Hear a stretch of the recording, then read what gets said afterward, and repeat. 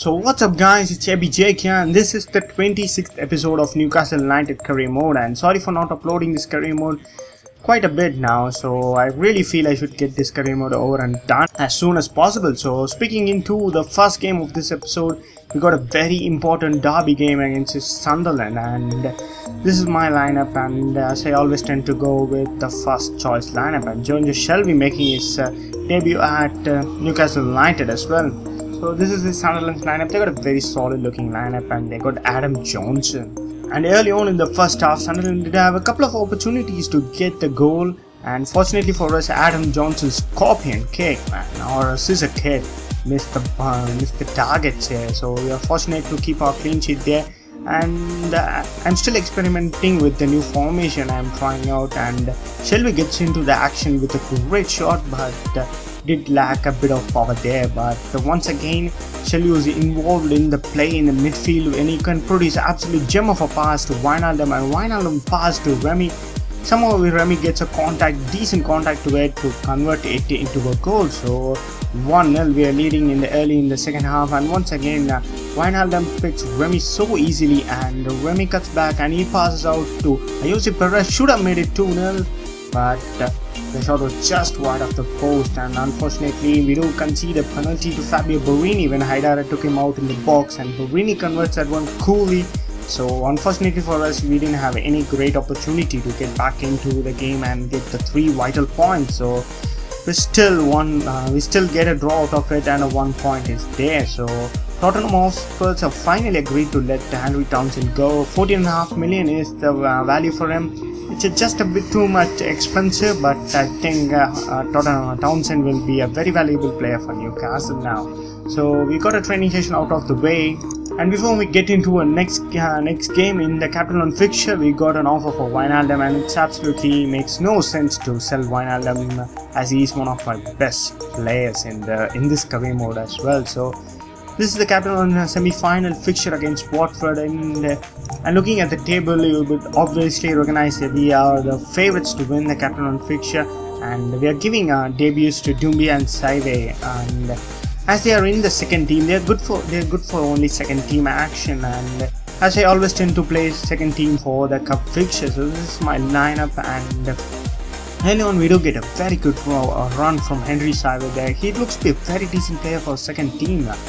We could now take off Tiote and Anita, and he looks to be a very solid player, and we do make a very bad defensive mix-up when Kolasinac gives away the ball to Igalo, but fortunately for us, the shot from the player was miles wide of the bar. And once again, Henry Saive getting into the action, he finds Doumbia on the run, but Doumbia's header was very fragile to be fair, and this match needs the winner late in the 85th minute. And who else is the winner when Adam Armstrong gets into the box and scores a very good goal at the near post, and Adam Armstrong once again scores a vital goal for us to get a vital win at this fixture. So once, as you can see there, Henry Saive was definitely my man of the match, and he looks to be a very decent midfielder. I can't really stress this, but he looks to be an absolute hidden gem in his career mode. So we are getting Adam Townsend for 60k wages and 14.5 million. So getting another training session out of the way where Adam's so close to into a 76 rated player. So I didn't realize when playing that I had 2 legs for this Capital One semi-final fixture. So this is the second leg, and it's an away fixture. So I decided to play my first team, and I don't want to take any chances with this cup fixture.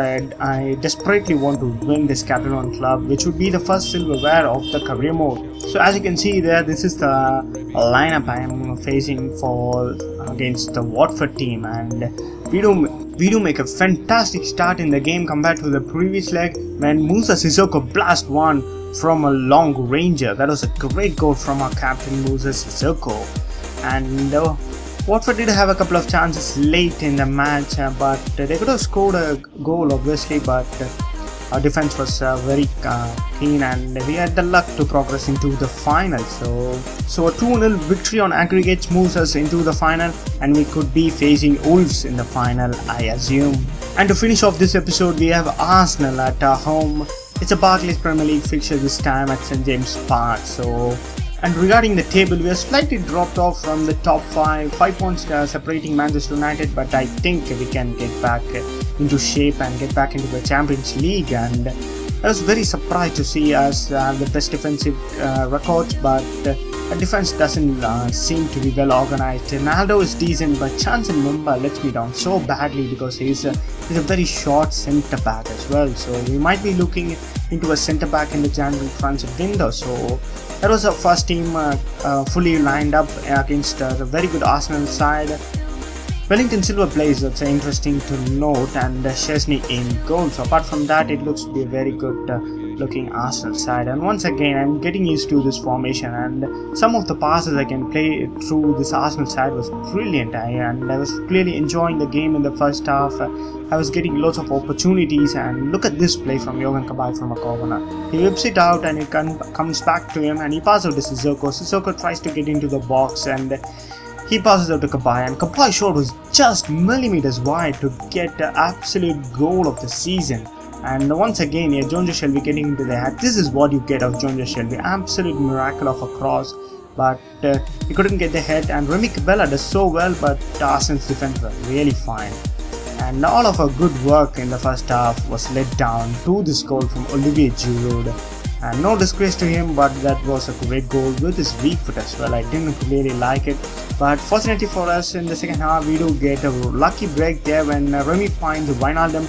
He has been rushed out, but his composure on the ball is next to none. So we get the vital goal, and once again it's a draw in the Barclays Premier League, but it's a vital point against Arsenal. So that is the end of this episode, guys, and I'll see you in the next episode soon.